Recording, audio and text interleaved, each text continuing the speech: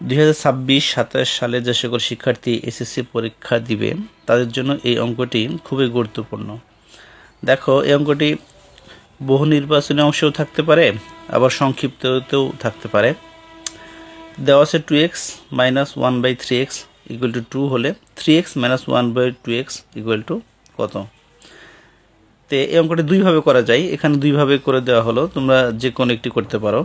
দেওয়া আছে 2x minus 1/3x equal to 2। তো প্রথমে আমরা উভয় পক্ষে 3/2 দ্বারা গুণ করে নেব। তাহলে দেখো, এই পাশে 3/2 দ্বারা গুণ করেছি, এখানেও 3/2 দ্বারা গুণ করেছি।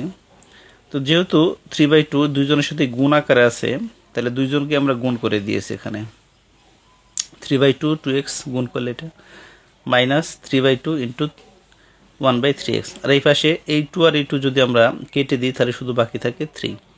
তো এখানে এই 2 আর এই 2 কেটে দাও, থাকে 3x মাইনাস এই 3 আর এই 3 কেটে দাও, তাহলে এখানে নিচে থাকে 2 আর এখানে থেকে x 3, এই পাশে 3। এটাই অ্যান্সার।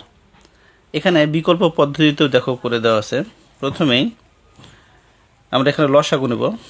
লসাগু করলে 3 দুগুণ 6 x² মাইনাস 3 দিয়ে x3 বাদ দিলে 1।